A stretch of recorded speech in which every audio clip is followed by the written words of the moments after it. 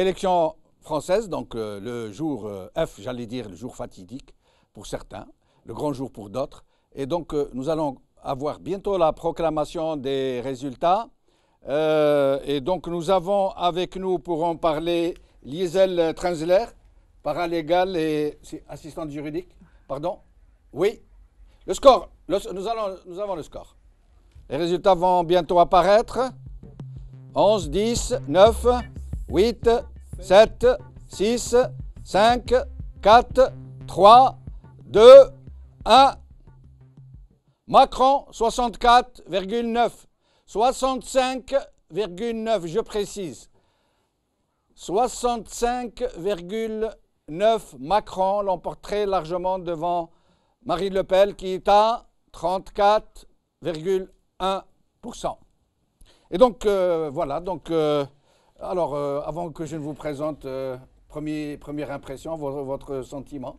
C'est un soulagement, un réel soulagement pour moi et puis je pense pour bon nombre de Français.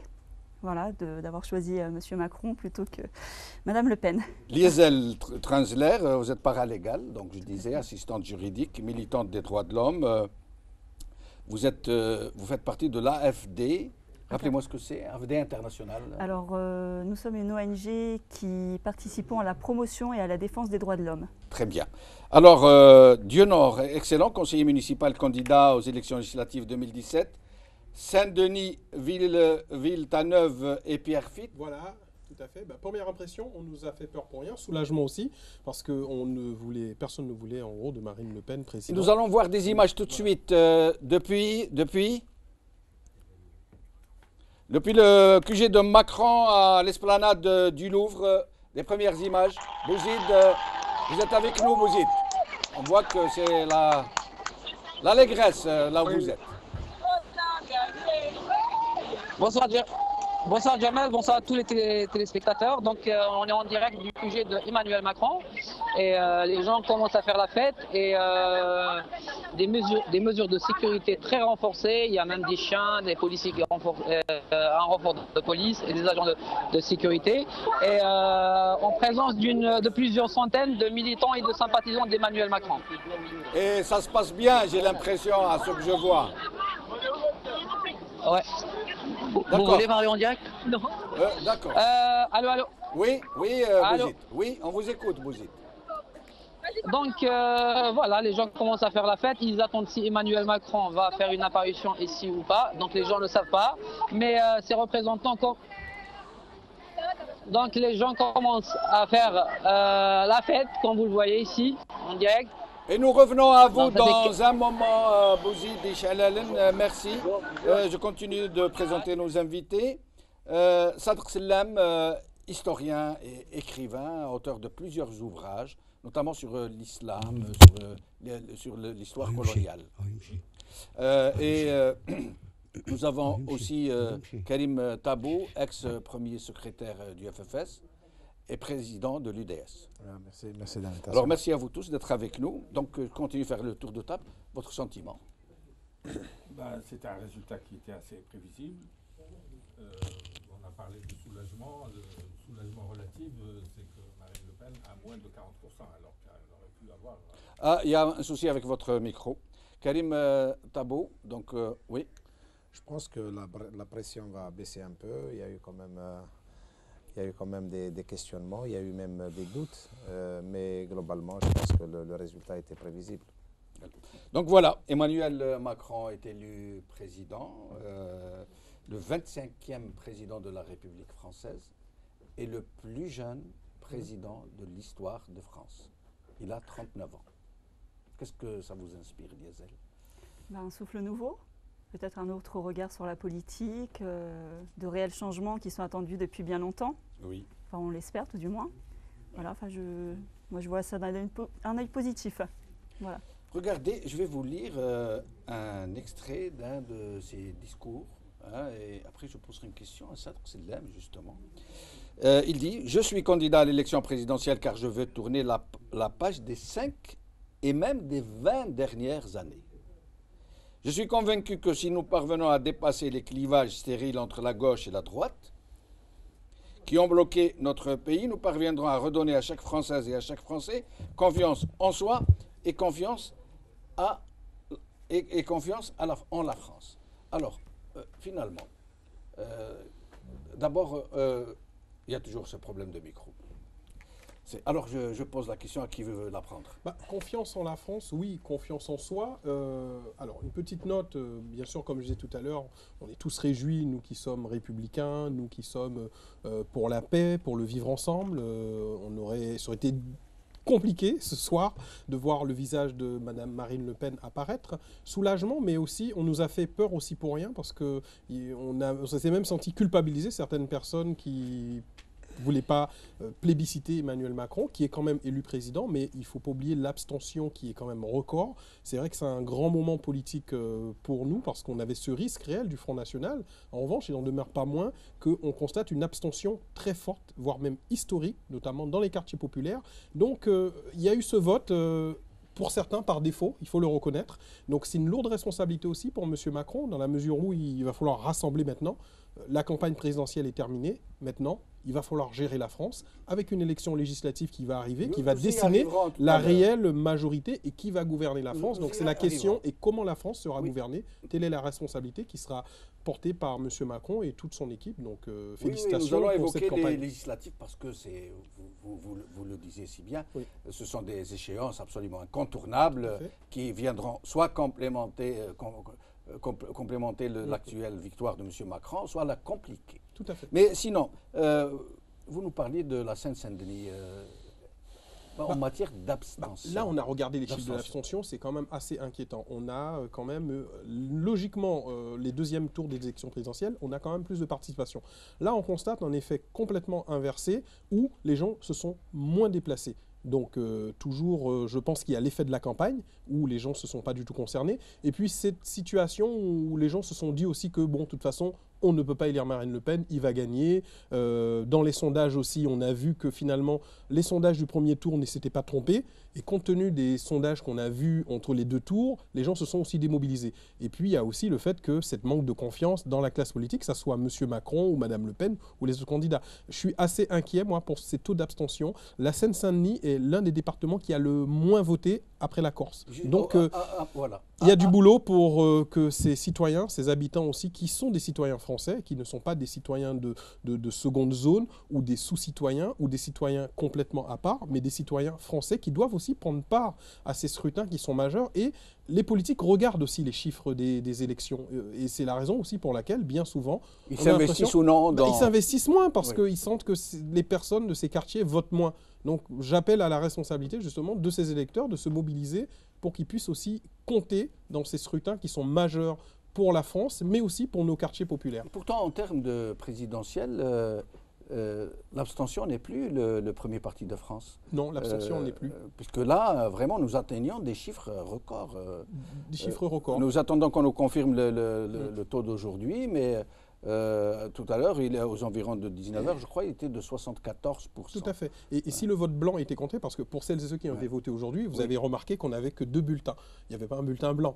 Et je vous assure qu'il y a des personnes qui ont mis une enveloppe vide à défaut de mettre un bulletin blanc. C'est une façon aussi de s'exprimer. C'est un bulletin nul. Voilà, c'est un bulletin nul, mais le bulletin blanc devrait être pris en compte parce que peut-être qu'on aurait plus de personnes qui se seraient déplacées, qui ne se seraient pas sentis forcés de choisir soit Mme Le Pen ou soit M. Macron. Donc il faut aller vers ce vote. Mais le bulletin nul, c'est mettre une enveloppe vide. Une enveloppe vide, comme si on avait mis un bulletin blanc. Tout à fait. En fait, le bulletin blanc, ça veut dire il y a un bulletin blanc ou il n'y a pas de bulletin du tout. Tout à fait.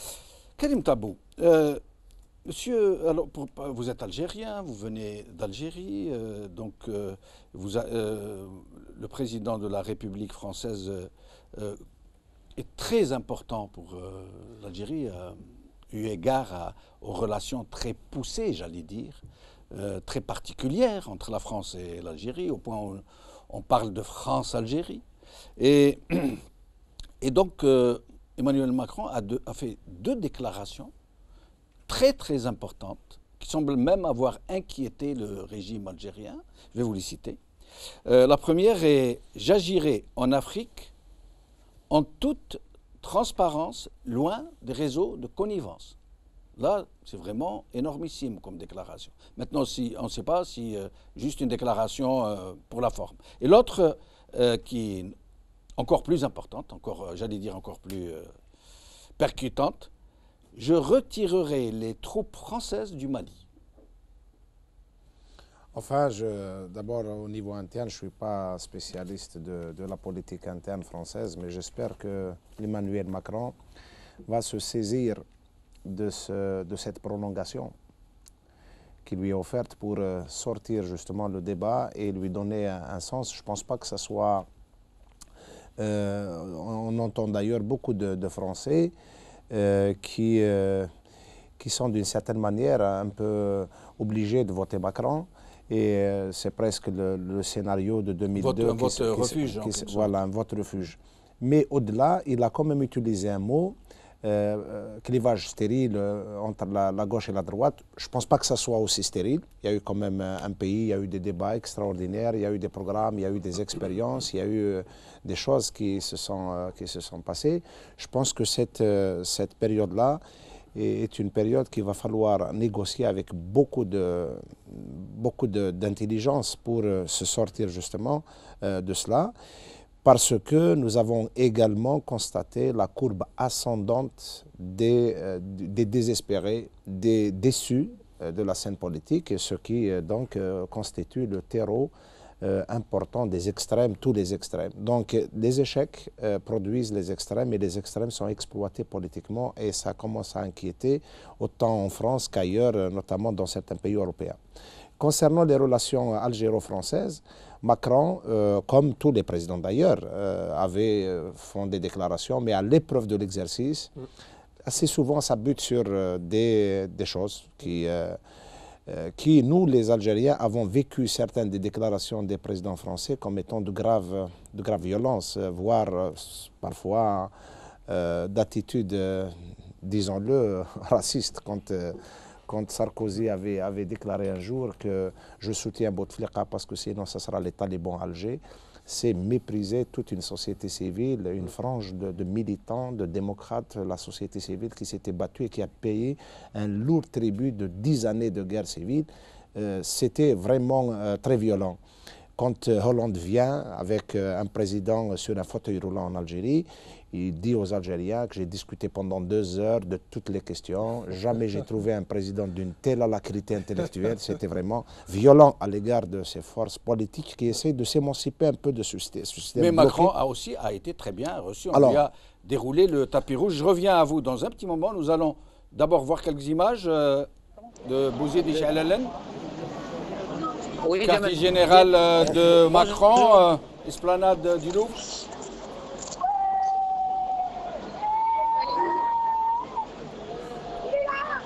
Sujet de Macron.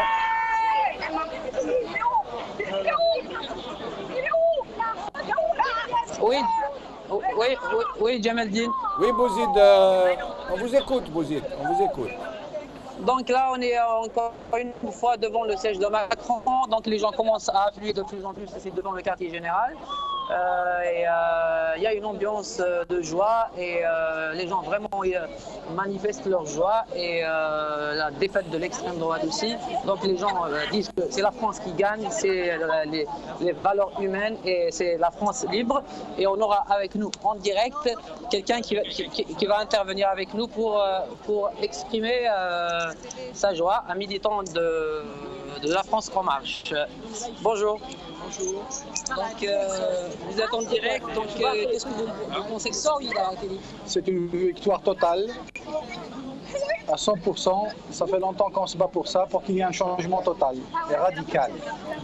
Et vous pensez que M. Macron pourra tenir ses promesses de tourner la page non seulement des 5 dernières années, mais des 20 dernières années, nous a-t-il dit?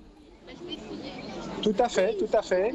Écoutez, c'est ce qu'il a dit, c'est un jeune, c'est quelqu'un qui vient du peuple, c'est quelqu'un qui a des bagages, c'est quelqu'un qui a pris un peu un bon entourage.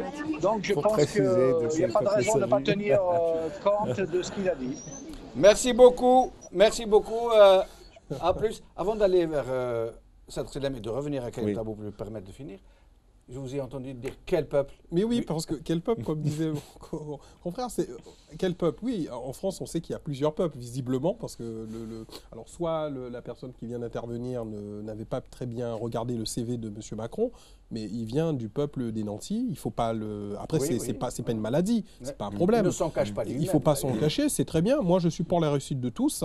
Après, pour moi, Macron, c'est pas l'égalité des chances non plus, parce qu'on sait très bien que qu'on reste dans certains milieux sociaux, on n'a pas la même possibilité de réussir. Après, là où je suis d'accord, là où je suis pas d'accord, une fois de plus, avec la personne qui vient d'être interrogée, c'est que il y a l'exercice du pouvoir. La réalité, ça sera une fois qu'il sera en responsabilité avec les vrais sujets, les vrais dossiers. Vous savez, les promesses de campagne n'engagent que ceux qui croient, comme on le dit souvent. Il y aura une réalité qui sera en fonction des élections législatives à venir. Est-ce que M. Macron aura une majorité à 65% tel qu'il l'a fait lors de la présidentielle, ou est-ce qu'il sera obligé de créer une coalition pour gouverner avec l'ensemble des forces de gauche, du centre et voire du droit? Nous allons y arriver parce que c'est un point très important. Sadr Sillem, donc d'abord, Fillon par exemple. Fillon, quand il parlait de l'actuel président, il disait Emmanuel Hollande, ou alors François Macron. Et Marine Le Pen, elle disait bébé Hollande. On voulait absolument l'apparenter aux socialistes. Alors, et d'autres sur les réseaux sociaux tirent à boulet rouge sur M. Macron, le qualifient d'ultra-libéral, pas de libéral, d'ultra-libéral lié à de gros réseaux financiers opaques, troubles, etc. Bon, on a parlé de soulagement, c'est vrai, quand il s'agit d'éloigner le spectre de l'extrême droite, mais ce soulagement devient très relatif quand on tient compte du taux d'abstention qui est comparable à celui de 1969, quand il y avait le choix entre le centre droit, Alain Poher et Georges Pompidou, et c'est le candidat communiste, Jacques Duclos, qui a dit blanc bonnet, bonnet blanc. Et il a été écouté, il y a eu un trop fort pourcentage d'abstention.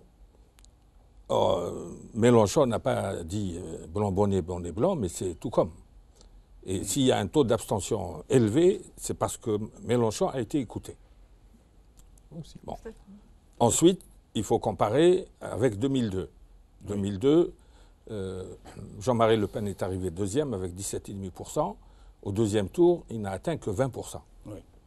Et là, le Front... Parce qu'il y a eu une montée au créneau d'un peu tout le monde contre lui. Le Front républicain a marché, républicain. Il a marché à fond. Mais là, Marine a failli doubler son score d'un tour à l'autre. C'est ça qui est préoccupant.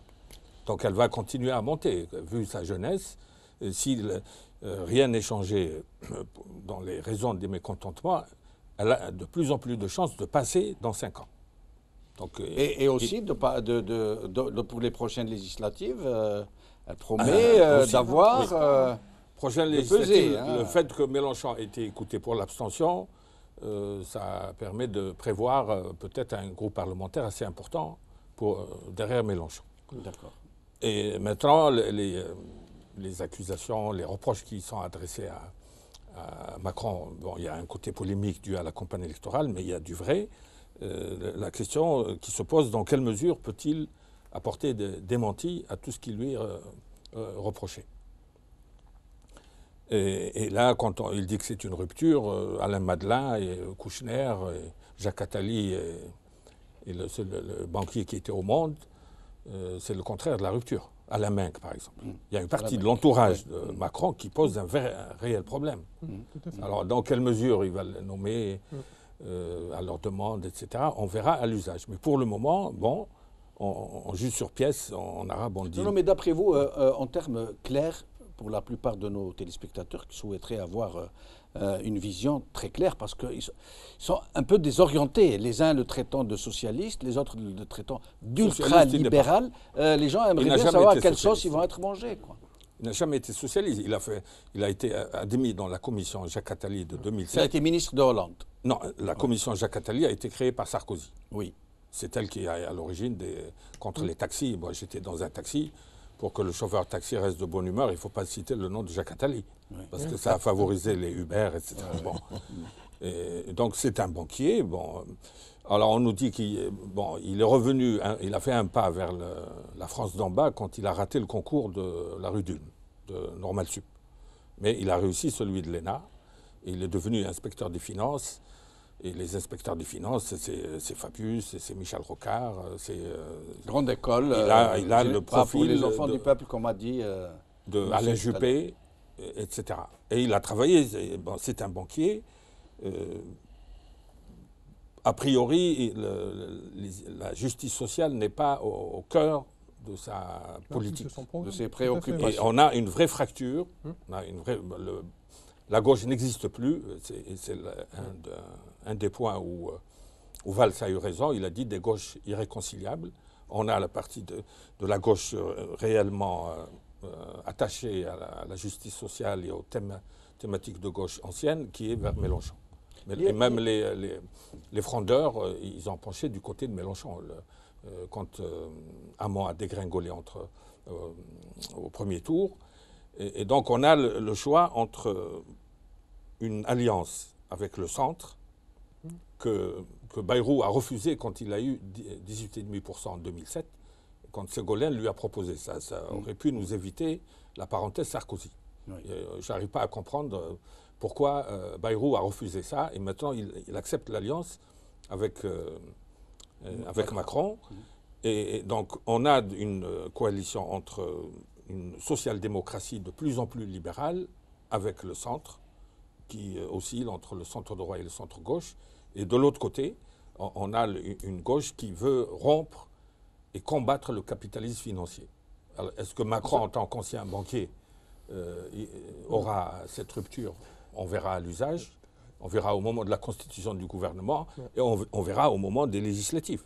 Parce que la coalition hétéroclite derrière Macron, En Marche qui a moins d'1 an, l'a comparé au RND qui est né avec Moustachu, on nous a dit à l'époque. Comparaison n'est pas raison. Chez nous, on frotte toutes les parti en Algérie qui est né du jour au lendemain. On a dit parti qui est né avec ses moustaches. Oui, donc, en même temps, c'est pas né du jour au lendemain. Si on regarde bien le phénomène Macron, ça a été construit de toutes pièces. Aujourd'hui, il faut dire la vérité aux Français, aux Françaises. Macron n'est pas sorti comme ça du jour au lendemain d'un œuf et il s'était clos et il a fait de la politique autrement. C'est toute une stratégie de politique parce que c'était soit on se retrouvait avec la droite au pouvoir, au pire avec le Front National. Hollande était complètement hors ça jeu. aurait été construit par qui? Bien sûr, par la social-démocratie. Monsieur Hollande, je pense, a pacté aussi dans ce sens. Vous voyez Monsieur Hollande laisser gagner Monsieur Benoît Hamon, frondeur pendant 5 ans, qui a torpillé toute sa politique. Vous voyez Monsieur Valls laisser gagner Monsieur Hamon. Non, il fallait faire obstacle non seulement à Monsieur Hamon, mais aussi à Monsieur Mélenchon. Ouais. Et qui, si on pousse l'analyse, Monsieur Hamon aurait eu logiquement, politiquement, idéologiquement tout intérêt à rallier M. Mélenchon pour permettre à ce qu'il y ait un vrai deuxième tour, gauche-droite, traditionnellement, et éviter aussi le Front National. Parce qu'avec le score de M. Alors après, ce n'est pas que de l'arithmétique, mais il y aurait une dynamique de premier tour de gauche, parce que j'ai envie de dire que la France a besoin aussi d'une gauche. Vous verrez, entre la France en marche et la France en marche dans les rues Nation Bastille, ça sera pour très bientôt. Pourquoi? Parce que qui va accepter des politiques ultra-libérales, on peut le dire, qui vont être menées par M. Macron, pilotées par ses amis, on sait très bien qui c'est. Quand vous avez une Laurence Parisot qui se voit Premier ministre, ça veut tout dire. Même si elle ne le sera pas peut-être, mais ça veut tout dire. M. Macron, d'ailleurs, il n'a jamais dit qu'il était socialiste. Il a très bien dit qu'il ne l'était pas. Comment expliquez-vous que la gauche, toute gauche, les socialistes, Mélenchon, la droite, tous ces gens-là aient pu être balayés ainsi, sortis du champ? Au deuxième tour, tous ces gens n'étaient plus là. Oui, ils n'étaient plus là, mais il y avait un rejet réellement des politiques actuelles. Aujourd'hui, M. Macron a beaucoup joué sur le côté marketing, le côté renouveau, ce qui est vrai d'ailleurs, on ne peut pas le reprocher, on voit bien son équipe. Mais il y a eu adhésion. Il y a eu une adhésion, mais on est tous d'accord autour de cette table que il y a eu très peu de critiques portées vis-à-vis de M. Macron, notamment par les médias, il faut le dire. Il a toujours été très bien sondé. On a vu sa progression. On parle de médiacratie. Il ne faut pas le nier aujourd'hui, c'est vrai que les médias ont une force très importante. Ce n'est pas eux qui font l'élection, mais ils peuvent influencer. Et c'est vrai que M. Macron était sur un petit nuage rose. Et c'est vrai qu'il a eu l'avantage qu'il n'y ait pas eu monsieur... Et même, on peut pousser le raisonnement, Admettons que M. Valls aurait été gagnant de cette primaire socialiste. Qui nous dit qu'il n'aurait pas rallié Macron au vu des sondages pour faire barrage aussi à M. Mélenchon et aussi dire qu'on veut le vote utile pour empêcher le Front National. Donc on est dans cette équation où la France se droitise de toute façon, on va vers cette France complètement droitisée politiquement et aujourd'hui, M. Hollande, pour lui, le pire de ses échecs serait été que le Front National arrive en responsabilité ou voir que M. Mélenchon aussi arrive en responsabilité. Ce sera un échec total de toute sa politique. Donc Macron, c'est la continuité de la politique de François Hollande, il faut le dire, et voire encore plus libéral. Macron, c'est le 49.3 aussi. On connaît très bien la loi Macron. La loi travail, c'est la continuité. Aujourd'hui, on a vu ce qui s'est passé avec l'entreprise Whirlpool. Ils ont accepté des négociations pour être indemnisés, pour accepter la délocalisation, alors que M. Macron était parti sur place. Il semblait dire qu'il allait... Et même, il avait bien dit que lui, il n'était pas là pour empêcher les licenciements. Alors, on a très bien compris, le message était clair. Et 2 jours plus tard, négociation, indemnisation, et tout le monde... Mais il y a un résultat qui s'appelle les élections.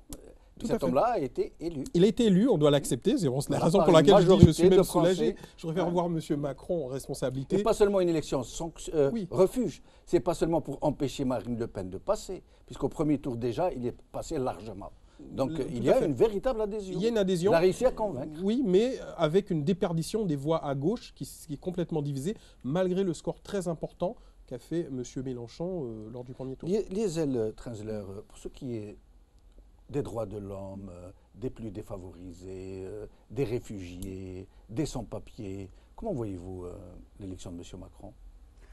Est-ce qu'il y aura des perspectives dans le bon sens? Ce sera toujours mieux, je pense, que déjà avec Marine Le Pen, ce qui est sûr. Voilà, je veux dire, après, voilà, comme on en a parlé tout à l'heure, il n'est pas vraiment pour l'égalité des chances pour tous. Voilà, je ne pense pas que tout le monde aura le même accès, je veux dire que ce soit à l'éducation, l'économie, toutes ces choses-là. Mais après, ce sera toujours mieux que Mme Le Pen, qui, elle, était vraiment contre les droits de l'homme. Et je veux dire, justement, les a totalement bafoués. Déjà, on a pu voir durant sa politique. C'était un fonds de commerce. Ouais, on prend ce qu'on a ou ce qu'on peut offrir. Ça dépend. Hein. Ça dépend si on a du charisme ou non. Je veux dire, on n'a pas besoin de ça pour pouvoir réussir, du coup.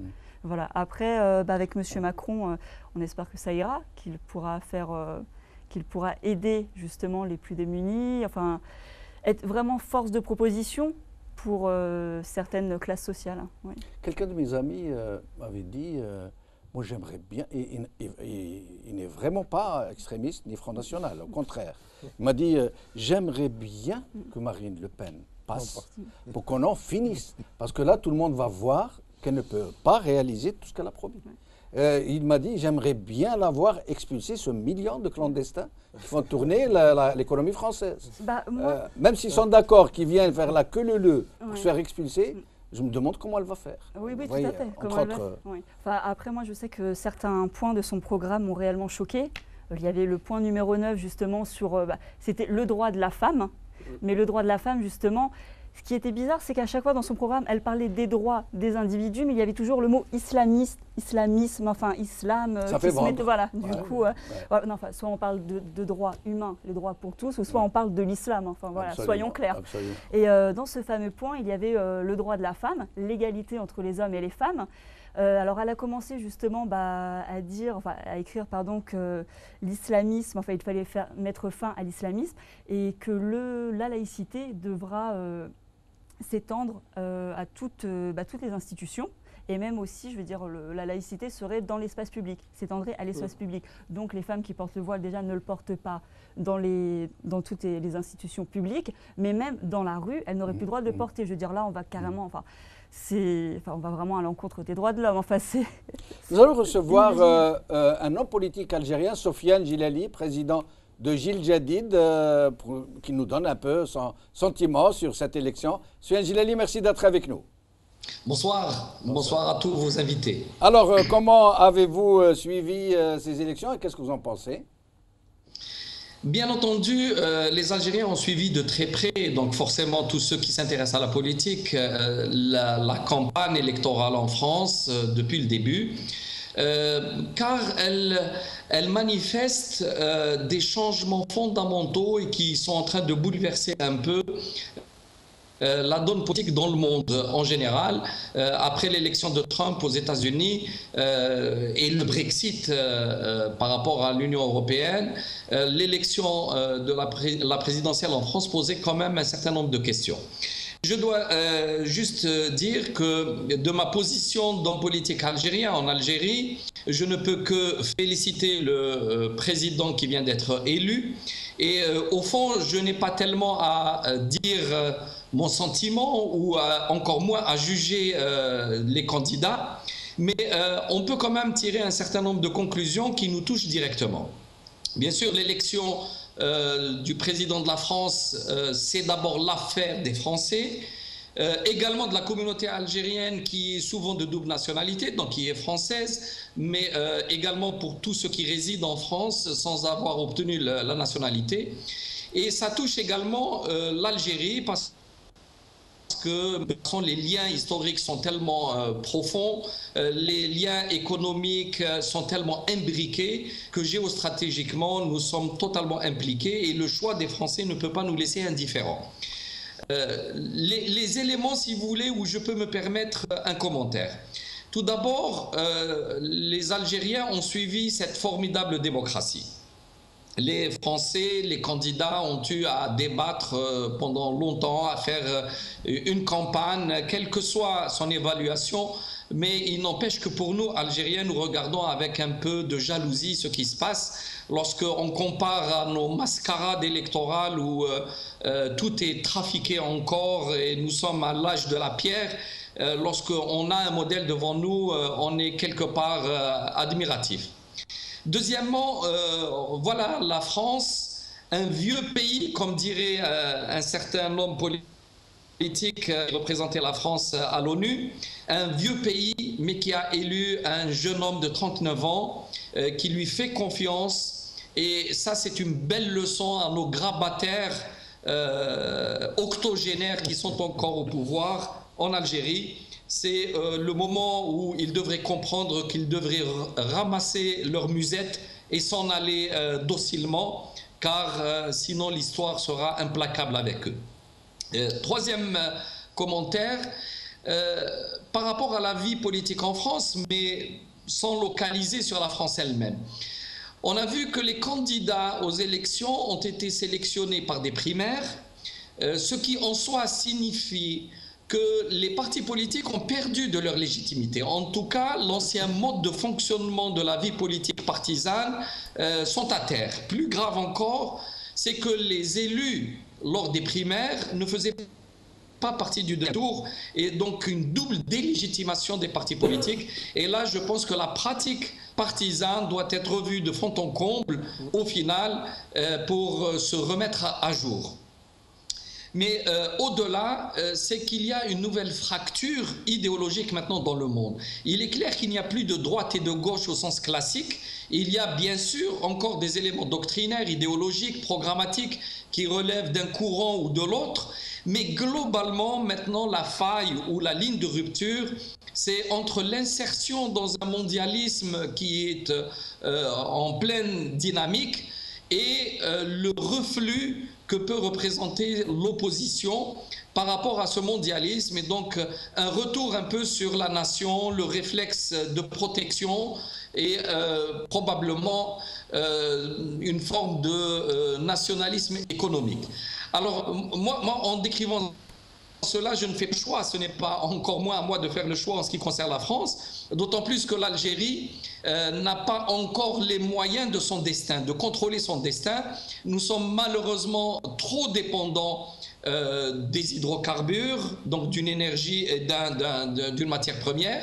Nous sommes trop dépendants de l'extérieur parce que le régime algérien étant complètement corrompu, il s'appuie sur les partenaires étrangers, en particulier sur la France. J'avais d'ailleurs eu à interpeller M. Emmanuel Macron il y a 3 jours de cela dans un journal français en lui demandant de ne pas suivre le chemin qu'a tracé M. Hollande en venant en Algérie pour soutenir un grand malade et nous essayer de faire croire qu'il est encore très vif et en pleine alacrité. Il faut que la France révise sa politique vis-à-vis de l'Algérie. Il faut que la France pense au peuple algérien en mettant de côté un peu ses intérêts immédiats, financiers et matériels, et qu'elle aide à construire un vrai pont entre les peuples. Sinon, les Algériens auront la mémoire suffisamment longue et en voudront encore plus à la France pour le soutien trop direct et trop franc qu'elle a mené pour un pouvoir qui est en train de tuer le pays. Merci Sofiane Geleli, au plaisir de vous revoir. Alors, je vous laisse finir ce que vous avez commencé tout à l'heure et qui est très important par rapport à ce qui se dessine de la politique française pour l'Afrique, d'une manière générale pour l'Algérie, le Maghreb. Ensuite, nous essaierons d'aborder 2 points en particulier, sinon vous serez libre d'aller où vous voulez. J'aimerais que nous parlions un peu de ces nouveaux paradigmes politiques qui se dessinent, qui ne sont ni droite ni gauche, qu'on essaie de comprendre, que vous nous expliquiez un peu ce que vous comprenez dans tout ça, mais et aussi des législatives, oui, donc, qui promettent d'être particulièrement décisives pour la suite des événements. Donc, moi, en arrivant il y a une semaine à Paris, j'ai le premier citoyen français que j'avais interrogé sur les élections, c'était un taxieur d'ailleurs, qui m'avait résumé à sa manière l'équation politique. Les Algériens disent taxieurs. Les Tunisiennes disent taxistes. Oui, taxistes. Un jour, on a demandé à une Française d'arbitrer entre les deux. Elle a dit ni l'un ni l'autre. Ni même chauffeur taxi, oui, chauffeur taxi. Alors, bonne culture politique, les chauffeurs de taxi. Alors, il m'avait résumé la question en me disant, finalement, Macron, c'est à sa manière, bien sûr, c'est Sarkozy plus Hollande divisé par 2. Ah, divisé par 2. Belle équation. C'est une équation, parce qu'en fait, c'est un peu les belles choses de l'un et de l'autre, mais également les ratages de l'un et de l'autre. Oui. Mais pour ce qui est des relations algéro-françaises, mais également des relations entre la France et l'Afrique, je pense que Macron, mais en tout cas c'est un débat qui reste ouvert, la France, avec sa classe politique, son élite, doit s'émanciper de 4 choses, de mon point de vue.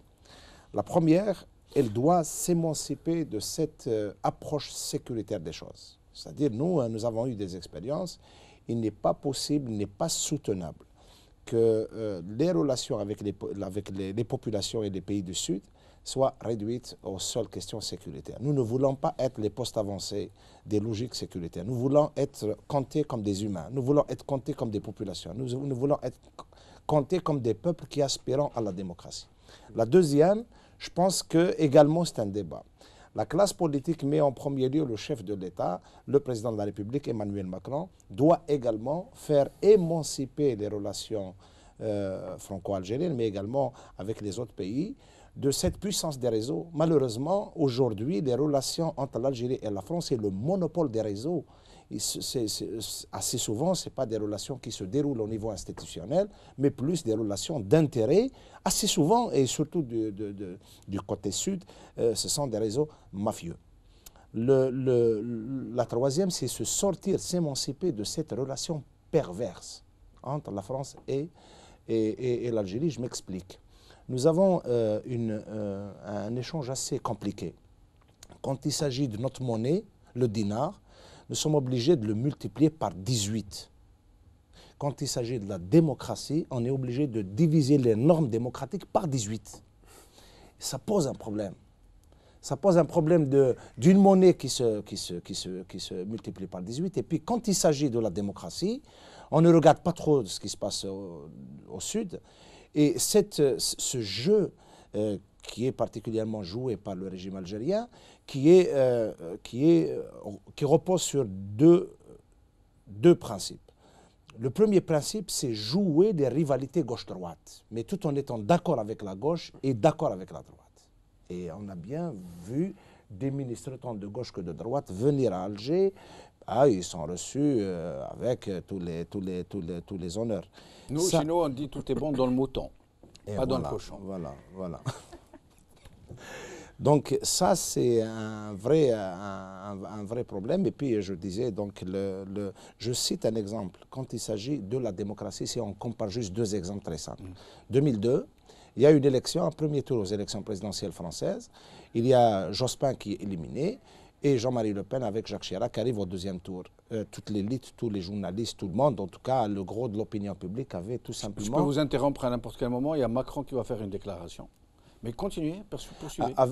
Avait tout simplement lancé des appels, le Front républicain ou le sursaut républicain, pour faire barrage à Jean-Marie Le Pen par les moyens démocratiques. Ce n'est pas le cas en Algérie. Il y a un parti qui a gagné les élections, mais on a fait sortir l'armée pour arrêter les élections. On n'a pas appelé les républicains ni les Algériens à voter. On a considéré... Pas de front républicain. Non, il n'y a pas. Et là, ça pose un vrai problème de regard vers le Sud. Et puis, je voulais également, loin de moi, de faire preuve de naïveté quelconque, mais quand j'ai lu l'entretien de Macron, je pense au Jeune Afrique, il avait évoqué autant les relations avec l'Algérie qu'avec le Maroc. Je pense que le bon Nous avons Macron, je vous interromps. Non, non, pas encore, pardon, Karim Tab. Et je pense que sur ce chapitre-là, il n'est pas possible de rester de ce spectateur, voire se rendre complice de cette guerre froide qui existe entre l'Algérie et le Maroc, et avoir des approches, j'allais dire, envers le Sud, avec des partenaires affaiblis, mais également séparés. Et je pense le bon sens aujourd'hui, pour des raisons liées au développement de la région, de la Méditerranée, sur le plan politique, sur le plan sécuritaire, c'est aider à réaliser des intégrations possibles dans cette région. Malheureusement, jusque-là, autant des régimes du Sud... Quelles vont être, et après nous passerons à la question suivante, quelles vont être les réactions du régime algérien? C'est une question fondamentale. Pour ce qui est de ces deux déclarations, alors, j'agirai en Afrique en toute transparence, loin des réseaux de connivence, et là, ça chamboule toute la France-Afrique. C'est à boire et à manger en matière de relations de la France avec ce continent. Et la deuxième, il dit qu'il retirera les troupes françaises du Mali. C'est énormissime comme déclaration. Mais Hollande a dit la même chose en 2011-2012. Et il a dit qu'il retirait les troupes d'Afghanistan, mais il préparait les frappes contre le Mali. On croyait qu'il était devenu pacifiste alors qu'il voulait ouvrir de nouveaux fronts. Et il a parlé exactement de la même manière de la France-Afrique. Ça veut dire que, selon vous, il est fort possible que ce ne soit qu'une promesse de campagne. Non, Macron n'étant pas socialiste, il peut tenir les promesses mieux que les socialistes traditionnels. Il faut rester mais quelles seraient les conséquences sur... Mais en tout cas, si Jamal, il y a deux questions en même temps, qu'on va d'abord retirer les troupes du Mali. Il y a toute une conception, il y a toute une politique. Peut-être pour intervenir en Libye. Non, si c'est pour sous-traiter cela avec des armées locales, mais qui bafouent toute l'humanité. Ce sera pire à la limite. Ce sera tout simplement pire. Et là, on vend effectivement quelques slogans à l'opinion publique locale, c'est-à-dire française, parce qu'on veut les débarrasser un peu de cette responsabilité. Et là, ça pose un vrai problème. Quant au réseau, oui, aujourd'hui, je ne cite que l'exemple des relations algéro-françaises, elles sont tout simplement l'otage des réseaux mafieux d'intérêt. Ils doivent tout simplement s'émanciper pour se placer au niveau institutionnel, au niveau des institutions. Et nous passons au sujet suivant. Donc, c'est pas seulement qu'en France, hein, c'est un peu partout. Les anciennes idéologies se délitent, elles se dispersent, elles s'en vont, elles ne sont plus là, ne rallient plus. Et il y a d'un côté une sorte d'arrivée des populismes qui confinent à de vrais fascismes, hein, parfois, et de l'autre, une sorte de paradigme politique qui semble se dessiner, qui ne sont ni de droite ni de gauche, dont on ne comprend pas grand-chose pour le moment. Est-ce que vous pourriez nous dire? C'est une mutation, je n'ai pas envie de dire. On ne peut pas disparaître. Voilà. On est vraiment dans un nouveau référentiel. Il y a aussi l'effet de communication. Mais pour revenir par rapport à ce que disait tout à l'heure mon ami, c'est que aujourd'hui, il faut, avec tout le respect que je dois à notre nouveau président, M. Emmanuel Macron, mais ce n'est pas M. Emmanuel Macron qui décidera de la politique internationale, s'il va enlever les troupes au Mali, s'il va intervenir en Libye ou etc. C'est beaucoup plus complexe que ça. Les relations internationales, géopolitiques, stratégiques sont décidées par les États-Unis d'Amérique, par la Russie, par la Chine. Par certains groupes d'intérêts. Aussi, on ne va pas faire la guerre pour sauver que des peuples. Il y a d'autres intérêts qui sont en jeu. à moins qu'on soit devenu extrêmement naïf. Donc voilà, aujourd'hui, il y a un nouveau référentiel. Pourquoi? Parce que soit on laisse le pouvoir au populisme, ou soit on opère une mutation, même en termes d'image.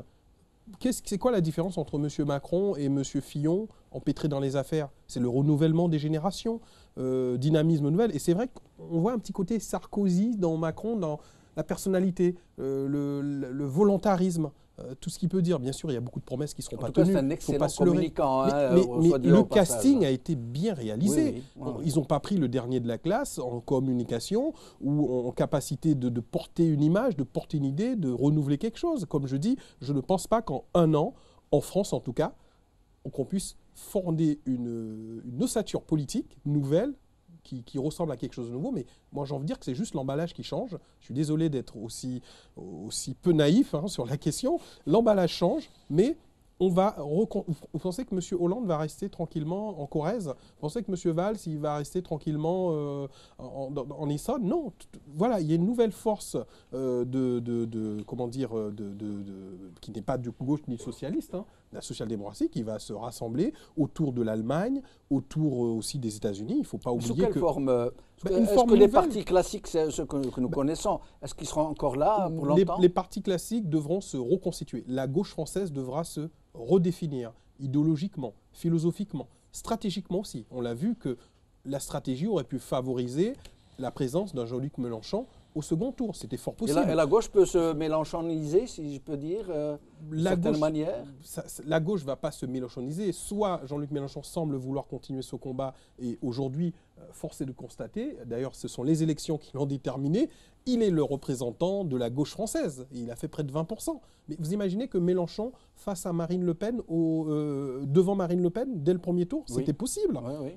Il aurait fallu avoir cette gauche. À qui profite finalement le fait que Marine Le Pen soit au second tour? Là aussi, faisons preuve de lucidité. Soyons pas naïfs. Qui aurait laissé Marine Le Pen accéder au pouvoir? Même Fillon face à Le Pen gagnait. Oui. Tout le monde gagnait face à Le Pen parce qu'il y a ce front républicain, des valeurs fondamentaux de la France, de la République, qui seraient tous contre le Front National. Donc, mais Macron est arrivé en très bonne position. En très bonne position parce qu'on est dans un nouveau référentiel en termes d'offres politiques. Les gens sont fatigués de la gauche traditionnelle et de la droite traditionnelle. On l'a vu avec l'histoire de M. Fillon, qui voulait redresser la France, qui voulait qu'on se serre la ceinture alors que lui-même n'était pas si honnête que ça et il n'était pas prêt à faire les efforts qu'il nous demandait de faire. Aujourd'hui, les gens ont eu le choix entre on ne veut pas de la gauche, on ne veut pas de la droite, on veut de quelque chose qui ne ressemble ni à l'un à l'autre, mais ça sera quand même une coalition parce que quand M. Macron dit qu'il est prêt à gouverner avec la droite, comme le centre et voire la gauche, cela veut tout dire. Donc ce nouveau référentiel, c'est on mélange un petit peu de tout, on fait un peu aussi de marketing et de communication, mais le projet idéologique, politique, économique est clair et net, c'est du libéralisme, on va dire moderne, social-démocratie, social-libérale. Donc la réalité en termes d'image, elle change en termes de référentiel, mais en termes de projet politique, et on le verra très prochainement, je suis désolé d'anticiper, mais qui va accepter, en tout cas le peuple de gauche n'acceptera pas toutes les réformes qui seront portées par M. Macron. Qu'en sera-t-il de la réforme de la retraite? On va devoir travailler jusqu'à 67 ans ou est-ce qu'il va falloir trouver un juste milieu? Donc voilà, toutes ces questions seront posées dans la réalité de l'exercice du pouvoir. De libéralisme qui se refait une petite beauté, un visage humain, un discours nouveau, qui est un peu arrondi, qui aille dans le sens du poil. Poli, arrondi, avec quelqu'un qui passerait bien, qui est très compétent. Aujourd'hui, il ne faut enlever aucune compétence et aucune intelligence à M. Macron. Bien au contraire, le casting a été bien fait. Ils ont pris quelqu'un qui a réussi et moi, je suis pour la réussite. Mais vous pouvez interférer les uns avec les autres. Et là-dessus, moi, je vous dis que j'attends pour voir. Et mon souhait le plus fort, c'est que, d'ailleurs je l'avais dit, moi je n'ai pas eu peur, je ne me suis pas senti coupable de dire que je votais Macron, mais il ne fallait pas qu'il soit plébiscité. Et le fait qu'il y ait autant d'abstention, ça montre aussi qu'il n'est pas plébiscité. Vous trouvez qu'il y a eu autant d'abstention? Je n'ai pas encore le chiffre par rapport à... je ne crois pas. Un Français sur 4 n'a pas voté, à peu près. Ouais. Et c'est 6 points en moins. Un Français sur 4 à peu près. Un Français sur 4, Oui. c'est 6 points en moins que le premier tour des présidentielles.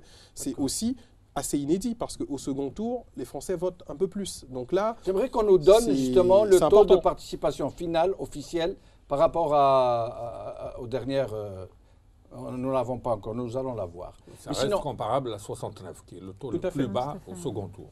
Ça, c'est préoccupant. Mais c'est bon pour Mélenchon. Ça veut dire qu'il a été, sans dire blanc, bonnet blanc, il a été écouté. Et Mélenchon est très intelligent parce que finalement, son calcul, c'est de dire que Macron va gagner, il le savait très bien, mais j'appelle pas à voter. Et c'était ça intelligent. C'est pour marquer son territoire d'une certaine manière. Non, Mélenchon, il va falloir compter avec lui. Je ne sais pas, mais est-ce que le taux d'abstention peut également s'expliquer par le fait qu'il y a une partie de Français qui pensaient que Macron est président, donc il n'y a pas lieu de... Aussi, je pense, oui. Il y a plusieurs...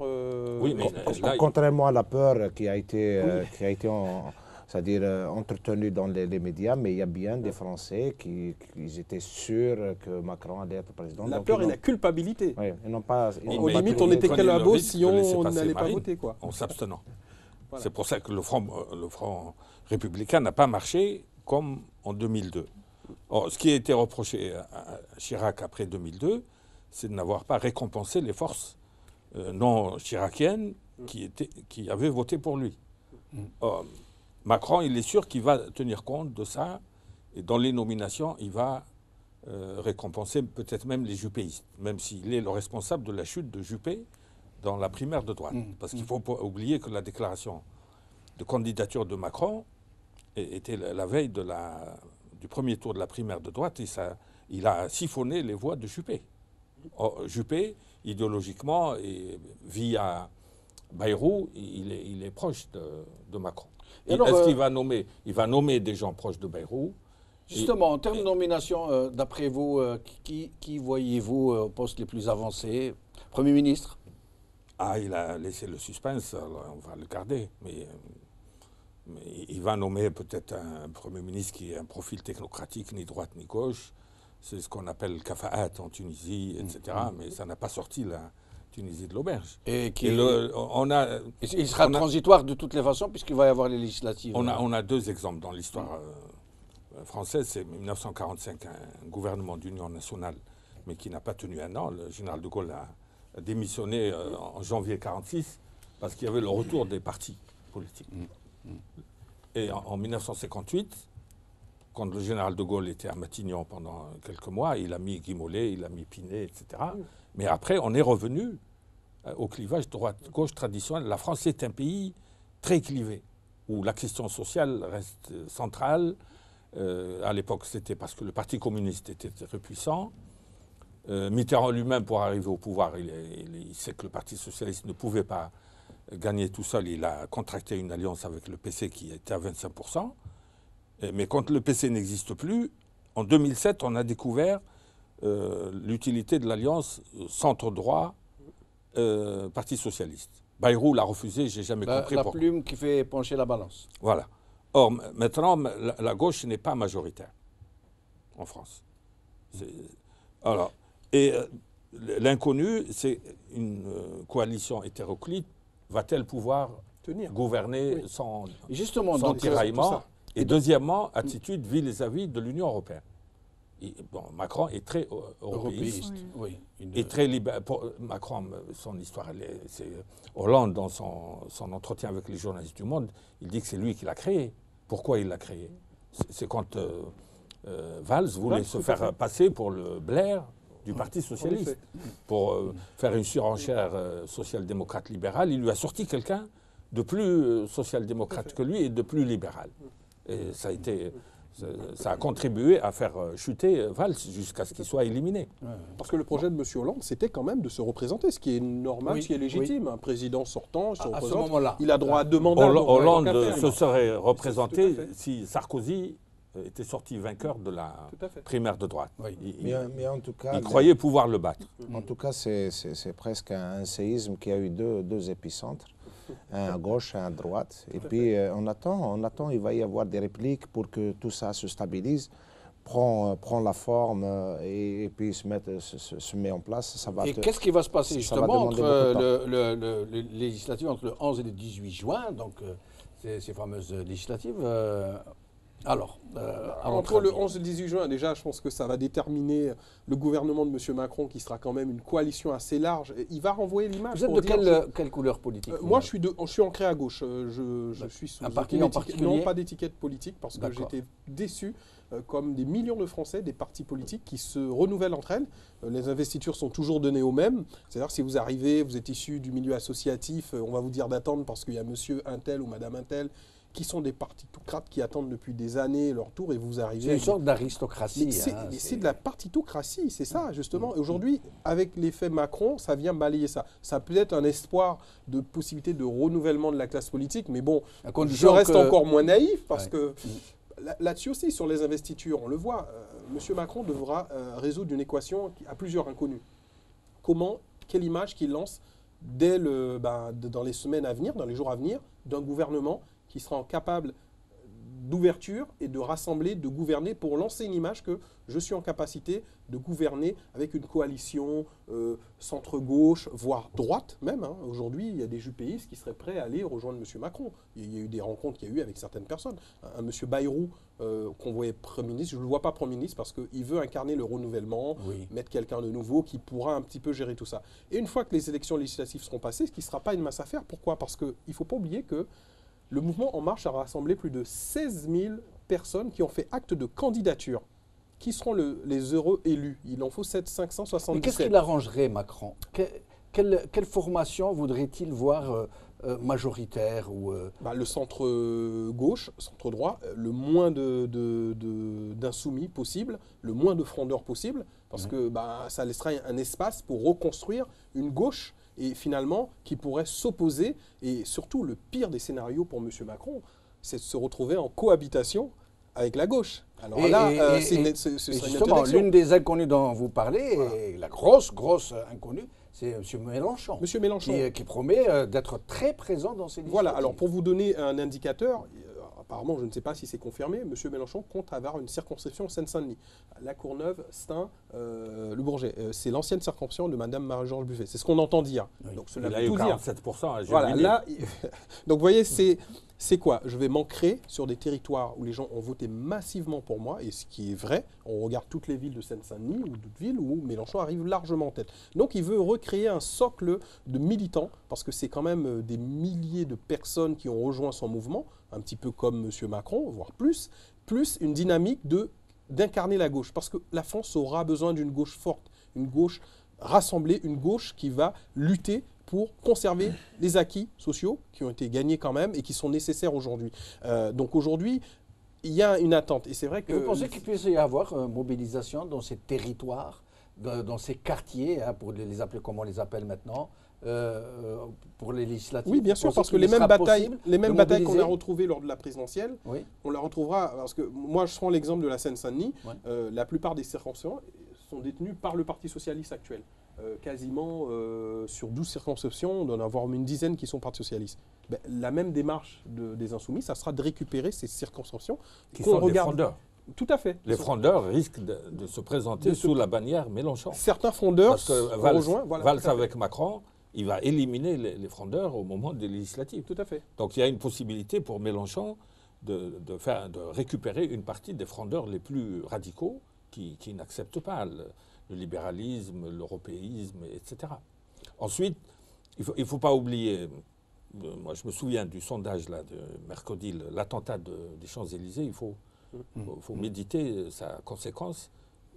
Marine Le Pen aurait été éliminée au premier tour s'il n'y avait pas eu cet attentat qui lui a rapporté... À ce point, vous pensez que absolument, ça a été décisif? C'est l'importance du vote sécuritaire islamophobe. Bien sûr. Parce que dès qu'il y a une bombe, on dit que c'est les islamistes, alors qu'elle a été talonnée par Fillon et par Mélenchon. Tout à fait. Bon. Et alors, quand il y a une opinion qui est chauffée à blanc, qui est sensible au sécuritaire et à l'islamophobie, il faut traiter le problème à la racine. Et la racine, c'est Macron qui a... Nous allons avoir Macron. Alors, Macron, donc... alors, il va s'exprimer, nous allons l'écouter. Macron a parlé de terreau du terrorisme. C'est sa formule choc. Terreau du terrorisme. Oui. Donc, alors, ce n'est pas encore prêt, j'ai l'impression. Pas encore. S'il va jusqu'au bout, il traitera la racine sociale. C'est là où les musulmans ont été très intéressés par son discours. Là, il est comme Mélenchon, il est comme NKM. Il a refusé de diaboliser les musulmans. Il a dit, s'il y a du terrorisme, c'est qu'il y a un terreau d'origine sociale, l'échec scolaire, Qu'est-ce que c'est que cette histoire de Marine Le Pen qui lui a reproché d'avoir été soutenue par l'UOIF? Non, mais l'UOIF... Elle en parlait comme si c'était les plus grands djihadistes, les plus grands terroristes. Là c'est comme l'influence des consulats algériens sur les élections. Ces instances qui vont au ministère de l'Intérieur ont une influence voisine de 0 quand elles donnent des consignes de vote. Il n'y a aucun doute là-dessus. Vers l'islam d'en bas. Or, elle lui a dit que lui soutenait l'UOIF, alors que c'est l'inverse. L'UOIF, l'UOIF, elle a une histoire. C'est des gens qui veulent continuer à avoir de bonnes relations avec le ministère de l'Intérieur. Ils ont été réhabilités par Sarkozy. Ils adorent les ordres de la République.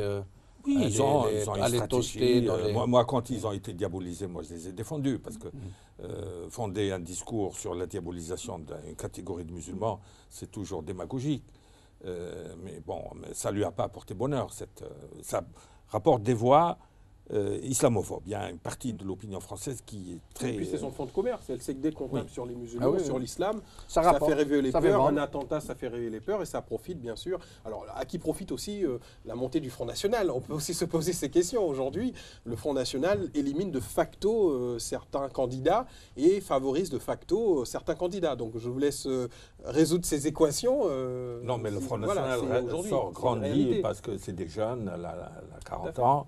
Elle a 50 ans et elle a doublé pratiquement le chiffre du premier tour, contrairement à son père qui a plafonné à 20%. Le plafond de verre là, ne fonctionne plus avec Marine Le Pen. Alors le taux de participation est de 74,07. Eh ben, c'est le même que tout à l'heure. Voilà. Ce qui est très faible je voudrais juste pour un deuxième tour. Par rapport aux législatives, je pense qu'on pourra vraiment être surpris aussi par rapport au vote dit... allez-y. Au vote dit communautariste. On voit beaucoup maintenant de partis, dits musulmans, justement, qui se présentent pour les législatives.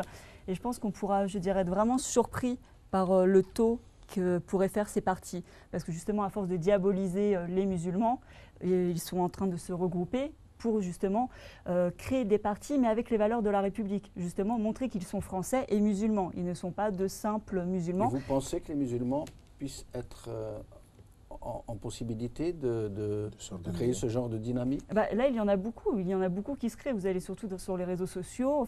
Il y a beaucoup de communication, dans la communauté musulmane qui, justement, adhèrent à ce type de parti. Et après, tous les partis ne se valent pas, ça je le suis d'accord.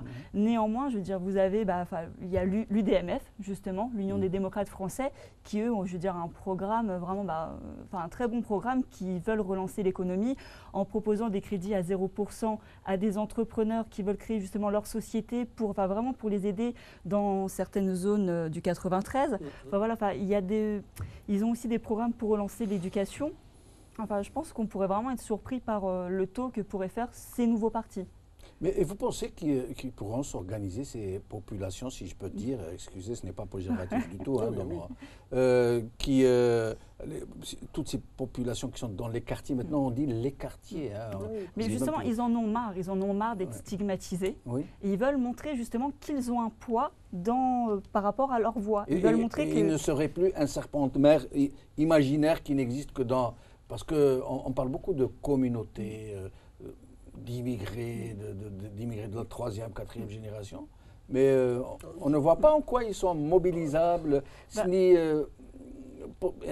ne les voit vraiment pas sur la scène politique. Et d'ailleurs, les partis politiques ne se trompent pas, puisqu'ils les sollicitent presque jamais. Ils se servent d'eux-mêmes, des fois, pour faire barrage à d'autres candidats, pour faire émerger un vote soi-disant communautaire. Et en France, le vote communautaire, disons plus Afrique subsaharienne, Afrique noire, n'existe pas vraiment.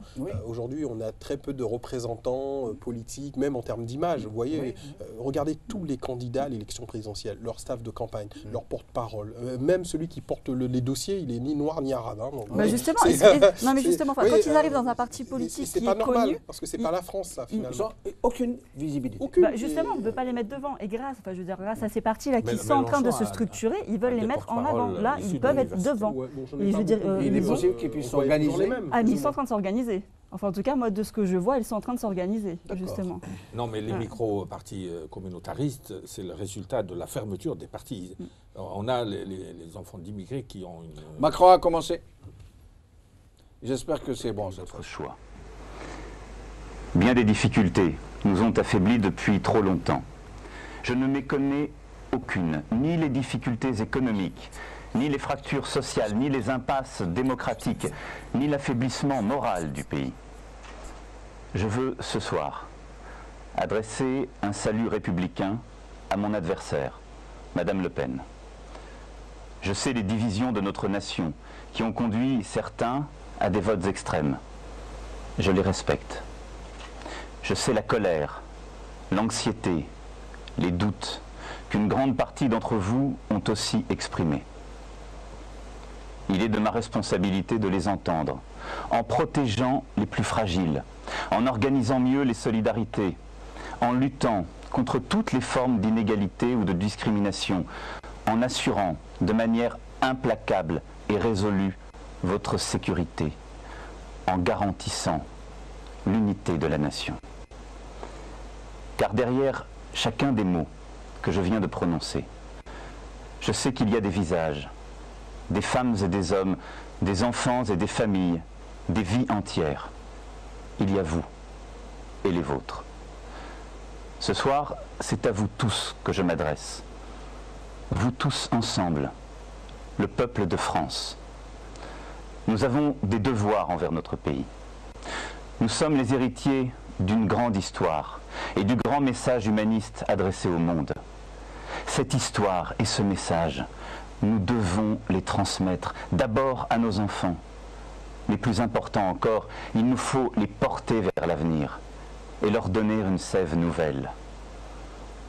Je défendrai la France, ses intérêts vitaux, son image, son message. J'en prends l'engagement devant vous.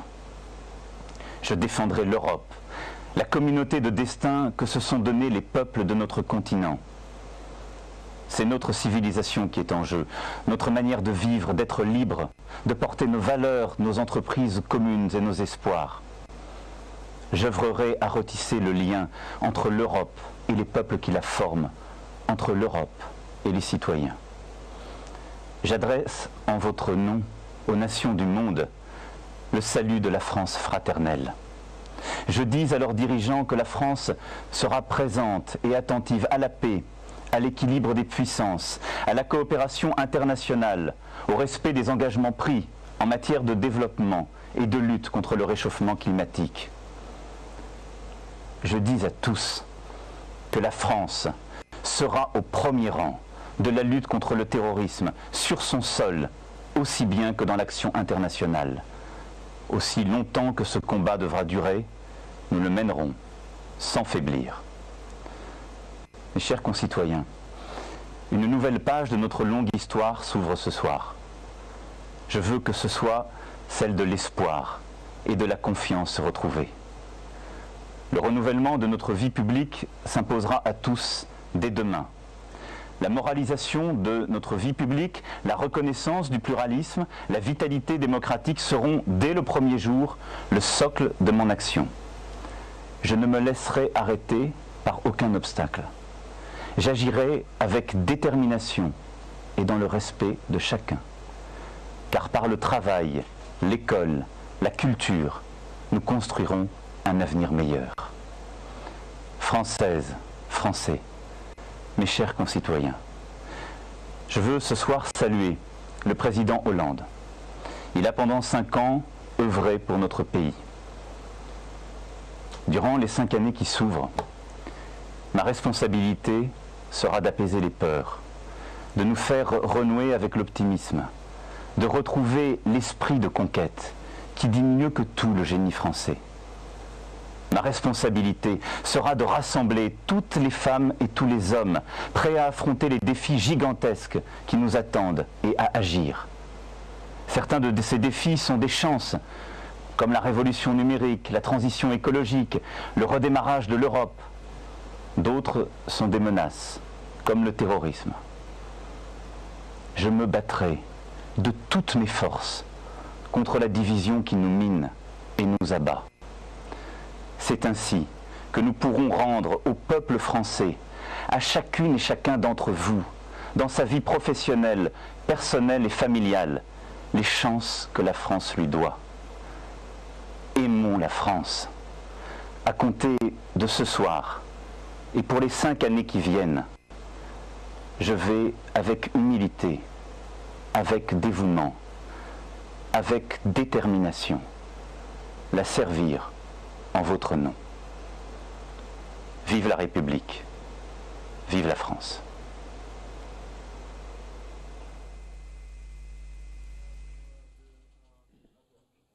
Voilà, il vient de parler, on le sent investi de sa nouvelle qualité de chef de l'État français. Il est très pondéré, on le sent plus grave. Il n'est plus dans ses gestes de communicant, de télé-évangéliste, de vendeur de grandes support. Là, il est vraiment dans son rôle de président de la République. Hein. Et vous avez vu cette extrême jeunesse, c'était émouvant. Hein. Oui. Président vraiment jeune. C'est incroyable. C'est ce qu'on attendait, hein. C'est ce que vraiment tout le monde attendait depuis des années, justement. Enfin, comme c'était évoqué tout à l'heure par une personne qui était en Algérie, justement, il disait qu'on en avait marre de ces personnes grabataires. Oui. C'est vrai qu'on avait vraiment besoin d'un souffle nouveau, de la jeunesse. Voilà, enfin, c'est une bonne chose, on verra ce que ça donnera. Et puis. Et je rappelle que c'est le plus jeune président de la République de l'histoire française, de l'histoire de la France. Depuis Napoléon III. Peut-être que la prochaine fois. Napoléon III avait 40 ans. Oui. Louis Bonaparte. À 6 mois oui. après. Oui. Oui, mais la jeunesse, vous savez, Saint-Just est mort à 26 ans. Hein. Après avoir. Oui. Mais il n'était pas président, il n'était pas chef de l'État. Oui, surtout maintenant, la jeunesse. On dit qu'il n'a pas eu d'adolescence. On commence à écrire sa biographie. C'est la jeunesse. Bon, à 40 ans, on a une certaine expérience, mais c'est sûr qu'il y a une grande gravité dans ce discours par rapport aux discours électoraux là, qui parfois étaient un peu destinés à la pêche aux voix. Mais il reste des interrogations. La principale interrogation, pour moi, vient de la présence de Le Drian, le ministre de la Guerre. Oui. Ce n'est pas le ministre de la Défense, il a été le ministre de la Guerre depuis le Mali jusqu'en Irak et en Syrie. Et tout le monde sait que c'est à cause de ces interventions que le terrorisme est rentré en France. Oui. Bon. Alors la présence de Le Drian, est-ce qu'il va rester ministre de la Défense? Et il va continuer la politique de Fabius? Parce que en 2012, il y avait Fabius Le Drian qui voulait aller en Syrie s'il n'y avait pas eu l'opposition d'Obama et de Poutine. Et la grande différence avec Fillon, c'est que Fillon a de bonnes relations avec Poutine. Ce n'est pas quelqu'un qui se serait lancé dans des aventures en défiant Poutine et en lui interdisant de venir inaugurer une église orthodoxe, etc. C'est le bras de fer créé par Hollande. Donc sur le plan de la politique internationale, notamment sur le Proche-Orient, il y a des passages qui maintiennent les points d'interrogation. Si l'on s'en tient à ses discours, à ce qu'il est en train de dire pendant sa campagne et maintenant, il n'est animé d'aucune intention belliqueuse. Et au contraire, il est en train de promettre, pour ce qui est des relations internationales... Non, quand il parle de guerre contre le terrorisme, Villepin a dit la guerre contre le terrorisme, ça n'a aucun sens. Oui. Ce n'est pas une guerre à l'ancienne. Oui. Donc ça signifie que Le Drian va continuer, parce qu'il y a le vrai problème de la dette française, des déficits. Et il a dit publiquement au moment de l'intervention au Mali, il veut combler les déficits par des ventes d'armes. Les ventes d'armes, quand on vend des armes au Maroc et à l'Algérie, c'est pour maintenir les tensions entre ces deux pays. Quand on vend des armes à l'Arabie saoudite, c'est contre l'Iran. Et ces pays ne peuvent pas se développer s'ils continuent à engouffrer des milliards dans l'accumulation des armements sophistiqués. Et c'est la grande interrogation, la première dans la politique étrangère de la France dans la région. Va-t-on continuer on sait que, vous vous souvenez, quand Le Drian est parti dans un avion spécial, où il a pris tous ses collaborateurs, les membres de son cabinet, qui ont passé une journée avec Gaïd Salah et son staff.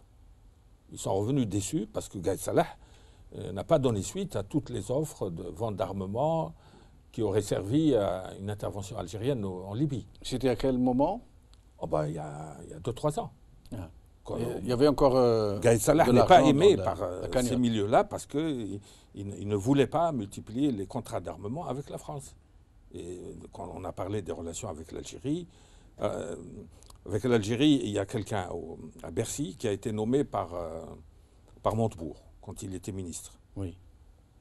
et qui a voulu mettre en musique une théorie de Montebourg qui disait la France s'est désindustrialisée depuis le milieu des années 80.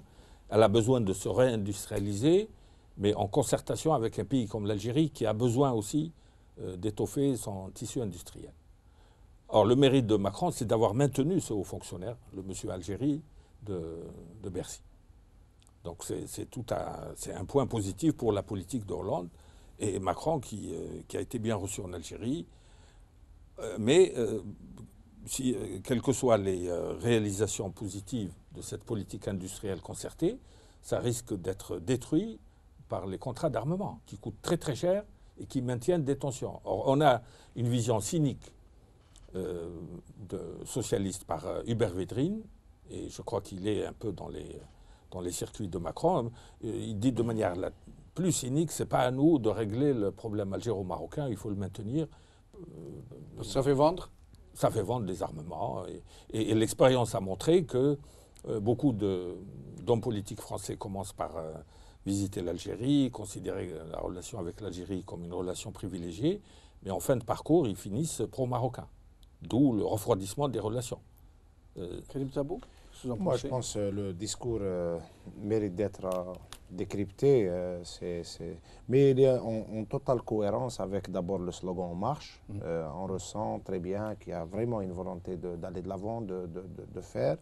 Il a parlé du retissage du lien social, c'est-à-dire il a bien dit qu'il est président de tous les Français, malgré tout ce qui s'est passé dans la campagne, malgré également les peurs et puis les colères. Contre la division qui nous mine. Contre la division qui nous mine. Il a également parlé du renouvellement de la vie publique, puisqu'on évoquait le fait qu'il y a d'un côté la faillite des partis traditionnels, mais il a bien parlé que ce renouvellement va respecter le pluralisme qui va être le socle de sa démarche.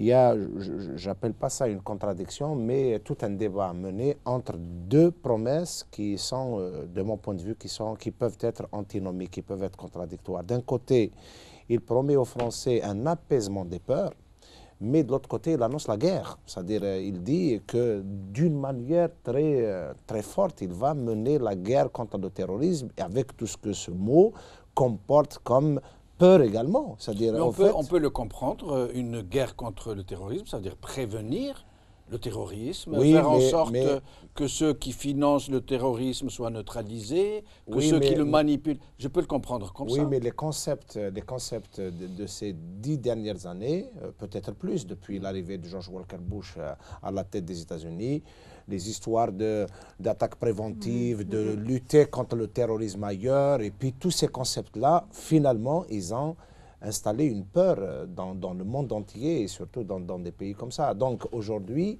d'un côté, on promet l'apaisement des peurs.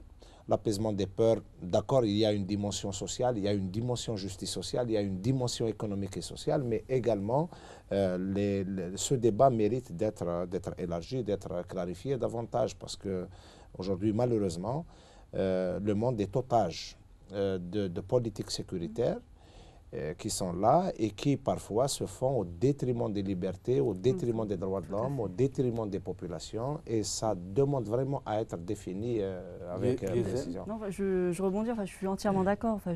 Justement, par rapport à cette guerre contre le terrorisme, il y a eu déjà la prorogation de l'état d'urgence qui a été... on va vraiment à l'encontre de nos libertés individuelles. Nous n'allons pas lui dire non, il ne faut pas faire la guerre contre le terrorisme. Non, ça, tout à fait. Mais après, il faudrait vraiment que ce soit fait de manière intelligente et structurée. Je veux dire, on a quand même, il faut faire aussi attention aux droits des personnes. Quand vous voyez des policiers qui arrivent chez des gens qui vont, carrément vous mettre en joue, ou alors qui vont tirer sur vous, parce qu'on a dit qu'il pourrait, vous êtes présumé terroriste, vous êtes fiché S, on arrive chez vous, on va à l'encontre de nos libertés individuelles. Moi, qu'est-ce qui m'empêche d'être naïf, de dire, peut-être d'être naïf dans le très très bon sens, de dire, après tout, lutter contre le terrorisme, la guerre contre le terrorisme, par exemple, ne plus soutenir les régimes despotiques qui qui laissent fermenter le terrorisme dans leur pays. Arrêtons d'armer certains pays, enfin, je veux dire, arrêtons l'armement, enfin, arrêtons de travailler l'économie. Voilà. Ces concepts-là, ils ont été beaucoup travaillés, autant par des experts du droit international, etc. Ça a fait objet de débats au niveau même des Nations Unies, mais également au niveau des politiques qui sont menées dans certains pays. La notion du terrorisme n'est pas vraiment définie et les moyens à mobiliser, ce que George Walker Bush avait appelé les dégâts collatéraux, malheureusement les dégâts collatéraux étaient trop importants pour ne pas croire aux histoires de la lutte contre le terrorisme.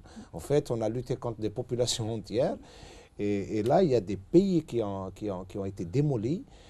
Et on peut utiliser tous les prétextes possibles, mais aujourd'hui, la Libye, c'est plus un État, c'est une situation chaotique, le Mali aussi, avec tout ce que ces situations ont provoqué comme déstructuration avec des populations entières qui sont dans des souffrances. Donc, et puis également, cette notion de lutte contre le terrorisme, avec qui, avec quoi? Vous avez, rien que du côté sud de la Méditerranée, des régimes qui sont eux-mêmes les producteurs, les machines à produire le désespoir, les machines à produire la colère, les machines à produire des flux de population qui n'ont plus envie de rester et qui sont, la première destination, c'est aller chercher d'autres des cieux cléments. Donc aujourd'hui, c'est un cercle vicieux, bien sûr, le terrorisme... Soutenir le despotisme, c'est pousser les peuples à devenir des bot people. Ce que nous avons remarqué, en tout cas moi je suis un Algérien, je ressens ça, c'est que la lutte contre le terrorisme veut tout simplement faire de nos armées nationales de simples armées sous-traitantes de ces... L'Europe a peur des flux migratoires. C'est l'externalisation des frontières. L'Europe et la France au centre a peur des flux migratoires, a peur des populations qui se déplacent, a peur de... Mais bon, de l'autre côté, les gens, ils sont dans la misère, ils sont dans les guerres civiles, ils sont dans la terreur, ils sont dans la violence. Finalement, qui est victime du terrorisme? Même les populations qu'on accuse de terroristes, ils sont elles-mêmes victimes parfois du terrorisme. Et tout ce sujet-là, toute cette qui est très compliqué, mérite d'être posé en mettant au cœur de tout cela l'humanité, les valeurs, le respect des droits de l'homme, le respect des populations. Oui, il y a Dominique de Villepin qui a rallié Macron. Dominique de Villepin a dit on ne peut pas faire la guerre contre le terrorisme. Et il continuait à dire que si la France s'en était tenue à sa politique de 2003 avec Chirac, il n'y aurait pas eu d'attentat ici. Et d'un autre côté, on a Le Drian qui voulait aller en Syrie avec Fabius s'il n'y avait pas eu le veto russe et américain. Et comment il va concilier ces deux tendances-là? Alors, Le Drian, on va voir s'il est nommé dans le gouvernement, ça va être rebelote. Et surtout, ça leur est resté en travers de la gorge. Ils ont même annoncé une date d'intervention début septembre, jusqu'à ce que les Américains révèlent leur coup de fil avec Poutine. Donc, quelqu'un qui veut vraiment en découdre, s'il est en place, ça va être une répétition de l'histoire. Maintenant, il y a un problème beaucoup plus général, c'est que le poids de l'Europe. Le discours de Mélenchon, Marine Le Pen, elle en a fait un peu trop en accablant Bruxelles, la bureaucratie, mais une partie de la politique économique de Hollande ne pouvait pas aller plus loin à cause des contraintes de Bruxelles, de l'Union européenne. L'Union européenne a atteint un niveau au-delà duquel elle ne peut pas aller. Or, la crise économique française peut être réglée en partie en attirant une bonne partie de l'argent arabe qui sert à acheter les bons du Trésor américain, y compris avec les pétromonarchies maghrébines. On parle de 300 milliards de dollars. Pétromonarchies maghrébines, lesquelles? Il y a au moins la Libye. C'est pas une monarchie. C'est pire qu'une monarchie, c'est une anarchie. J'ai été un peu... Oui, mais un peu plus... monarchie dans un certain sens, disons. Un peu plus à l'ouest, en cherchant bien, on trouve des pétromonarchies maghrébines. Maroc n'a pas de pétrole, la seule monarchie... Et ils en ont trouvé, par exemple. Ah bon? Mais sérieusement, si vraiment la France innove en présentant une politique capable d'attirer 40% ou 50% des avoirs arabes sur la place de Paris, la France peut avancer. Donc ça Et suppose... vous pensez que Macron pourrait aller dans ce sens-là? Il a les connaissances économiques qui lui permettent d'innover dans ce sens. On espérait ça de Hollande au début, en 2012. Mais quand il a choisi les guerres. Il dit « je vais tourner la page », non pas de ces 5 dernières années, c'est-à-dire il a voulu être charitable à l'endroit de François Hollande, hein, mais des 20 dernières années. Qu'est-ce qu'il veut dire? Mais c'est énorme cette promesse. Je vais tourner la page de ces 20 dernières années. Ça veut dire qu'il va opter pour des démarches totalement radicales. Oui, mais le renouvellement, ça suppose le renouvellement des personnels. Alors, c'est pas avec des gens très respectables comme Delanoë, des gens Kouchner, etc. Ou Madeleine qui vient d'ordre nouveau, mais qui est un libéral. Il se plaint, il a été viré par Juppé à l'époque du ministère de l'économie parce qu'il voulait des réformes. Mais ça suppose un personnel politique renouvelé qui ne soit pas attaché aux pesanteurs du passé. Et puis, tirer la leçon, l'Union européenne, ça a été une période intéressante, mais on ne peut pas se contenter de fermer la porte de l'Union européenne à la Turquie en promettant un partenariat privilégié dont on ignore encore les contours. On veut aussi une relation privilégiée avec l'Algérie. À chaque fois, c'est un terme récurrent dans le langage diplomatique. Est-ce qu'on va lui donner un contenu pour qu'il y ait des répercussions immédiates? Et ça suppose que si la France attire de l'argent arabe, il faut qu'il y ait une contrepartie. Ça veut dire qu'il y ait des investissements français dans ces pays de manière à créer des emplois localement et à retenir une partie de cette jeunesse qui cherche à immigrer, qui ne voit de salut que dans l'immigration. Or, ça suppose qu'on tire les leçons, les enseignements des politiques d'investissement français en Algérie, par exemple. Il y a eu beaucoup d'investissements, mais qui n'ont pas eu les objectifs escomptés. On voulait avoir un effet d'entraînement des investissements privés, les IDE en Algérie, pour consolider le secteur privé algérien. Or, le secteur privé algérien était à 9%, il est à 7%, malgré la multiplication des nombres d'investisseurs. Et c'est des investissements qui ne sont pas créateurs d'emplois. Donc il faut réviser tout ça. Et dans quelle mesure on peut envisager... l'Union pour la Méditerranée, c'est un slogan, c'était un mirage sarkozien, oui. Mais il faut reprendre cette idée en évitant d'introduire Israël comme Sarkozy voulait réhabiliter Israël en la mettant dans un ensemble méditerranéen. Oui. Et il reste le problème palestinien, malgré le terrorisme quand même. Oui. Alors, on sait pas. Comme on arrive bientôt à la fin de l'émission, Liesl Transler, vous qui êtes un peu dans les droits de l'homme, qu'est-ce que vous souhaiteriez qui change vraiment avec M. Macron? Alors pour reprendre ses mots lors de son discours de tout à l'heure, aller vers un avenir meilleur, comme il l'a dit, par le travail, l'école, la culture, et relancer l'économie justement pour que les gens puissent vivre dignement. Voilà, parce que de nos jours, il est extrêmement dur de pouvoir se nourrir, se vêtir. Enfin, il y a beaucoup de... Voilà, il y a beaucoup d'exclusions aussi, que ce soit au travail ou alors dans les études. Et relancer l'économie, vu que M. Macron est travaille très bien l'économie.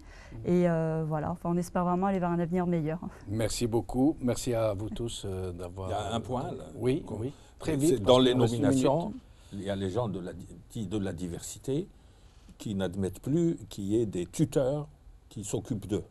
Est-ce que dans ces nominations, on aura des nominations autres que des gadgets comme Rachida Dati, Fadela Amara, d'autres prononcent le H au début de son nom.